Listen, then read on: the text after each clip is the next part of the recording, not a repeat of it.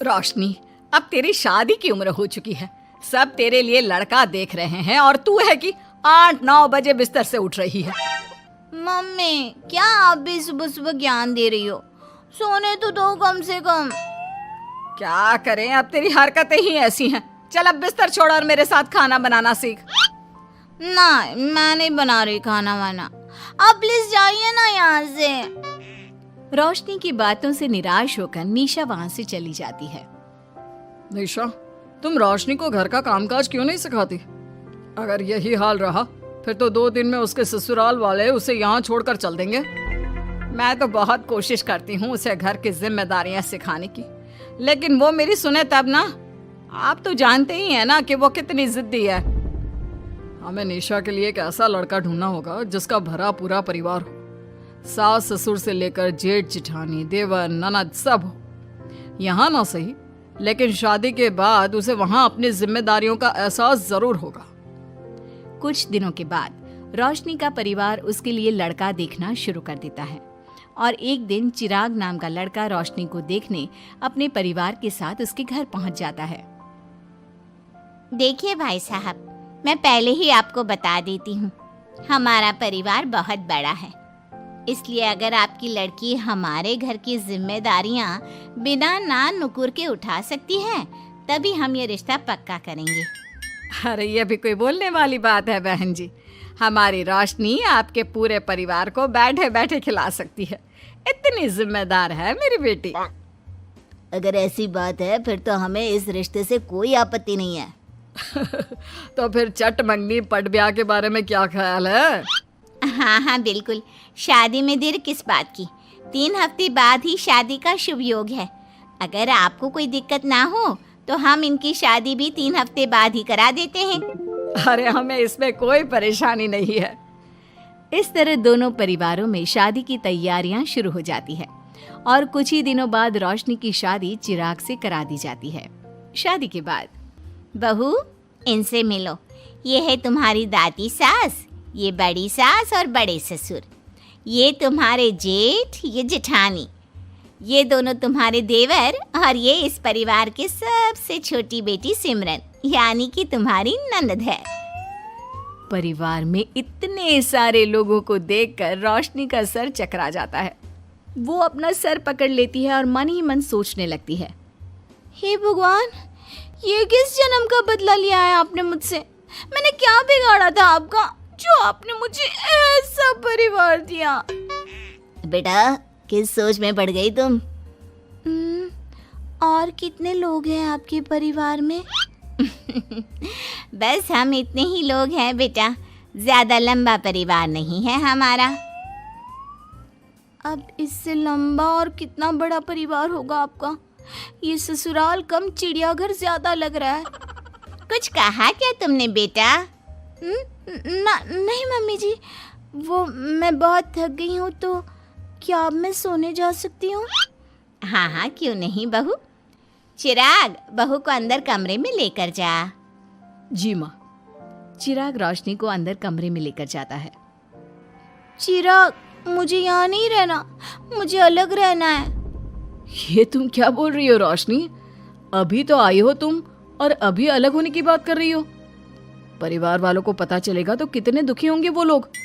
मुझे नहीं मतलब किसी से, और इसे तुम परिवार कहते हो? ये परिवार कम कोई गली मोहल्ला ज्यादा लग रहा है। रोशनी, अभी तुम नई हो इस परिवार में, इसलिए शायद तुम्हें ऐसा लग रहा है। कुछ दिन में आदत हो जाएगी तुम्हें। चिराग की बात सुनकर रोशनी अपना सर पकड़ लेती है। आपको समझाना तो दीवार में सर पटकना है। मैं सो रही हूँ, लाइट ऑफ मत करना, मुझे अंधेरे में नींद नहीं आती। इतना बोलकर रोशनी बिस्तर पर लेट जाती है। रोशनी को देखकर चिराग का मुंह खुला का खुला रह जाता है। वो भी पैर पटकते हुए बिस्तर के दूसरे कोने में अपना मुंह मोड़कर सो जाता है। अगले दिन, देवरानी जी, आप उठ भी जाइए, सुबह के 6 बज चुके हैं। सोने दो ना मम्मी, क्यों परेशान कर रही हो? देवरानी जी, मैं आपकी मम्मी नहीं जेठानी हूँ।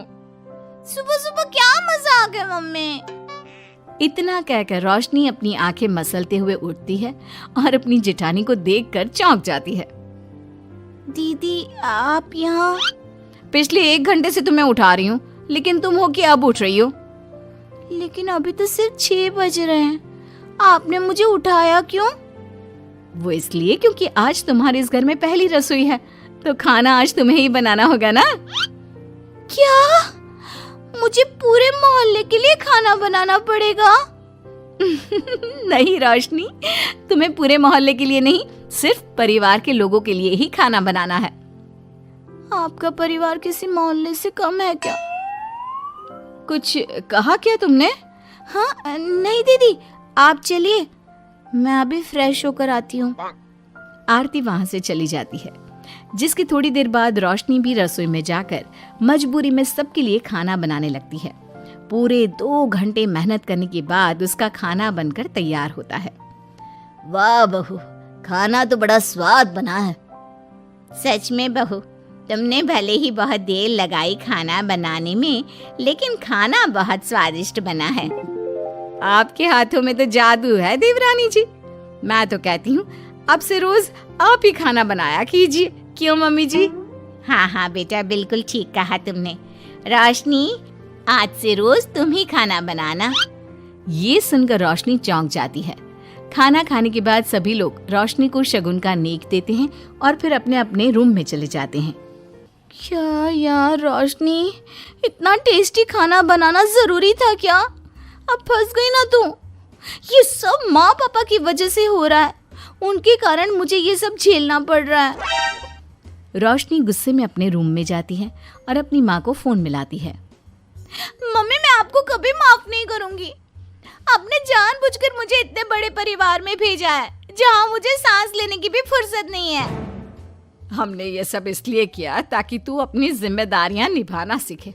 अब मायके की तरह ससुराल में भी अपनी जिम्मेदारियों से मुंह मत मोड़ लेना। मुझे नहीं रहना माँ यहाँ। इस घर में जितने लोग हैं उतने तो हमारे गली मोहल्ले में भी नहीं थे। माँ, मैं आपसे आपकी सारी बातें मानूंगी, पर प्लीज मुझे यहाँ से ले जाइए। बिल्कुल नहीं, अब से वही तेरा सब कुछ है। वहां से भागने के बजाय अपनी जिम्मेदारियां पूरी करना सीख, इससे हमें भी थोड़ी खुशी मिल जाएगी।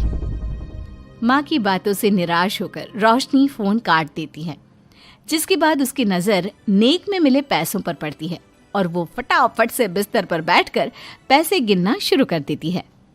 अरे वाह, ये तो पूरे 25,000 रुपए हैं।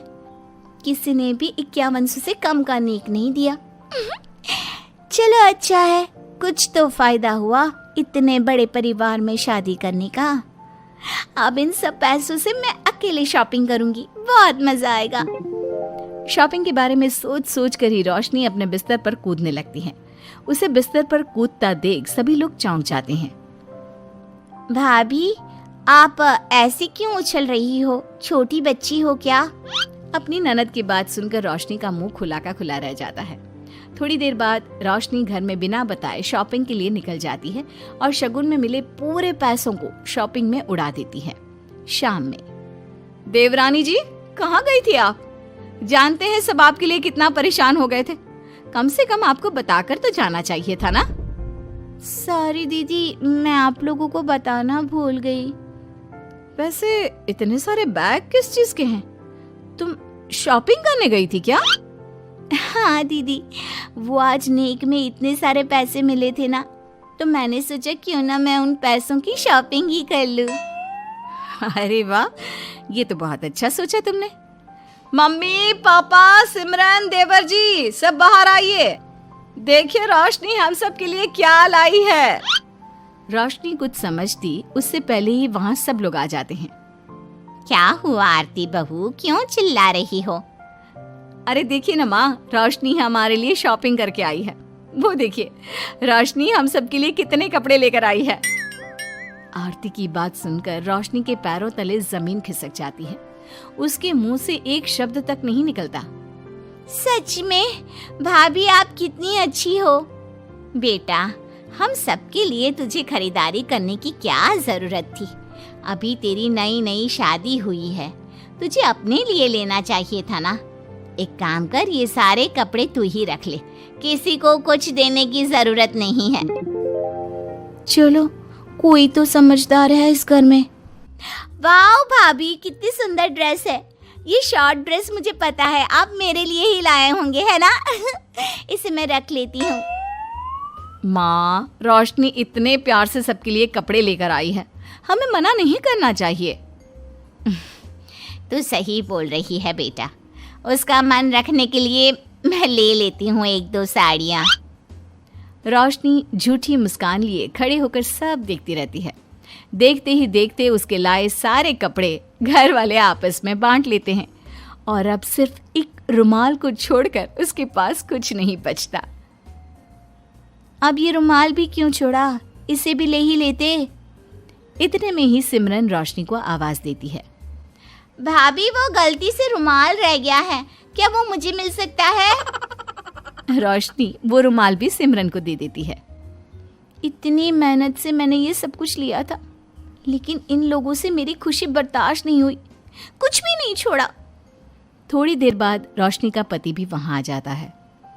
मैंने सुना है आज तुमने सभी के लिए खरीदारी की है। तुम मेरे लिए कुछ लेकर नहीं आई? बस फिर क्या था, इतना सुनते ही रोशनी का पारा हाई हो जाता है और वो चिराग को घूरने लगती है, जिससे चिराग डर के मारे वहां से खिसक जाता है।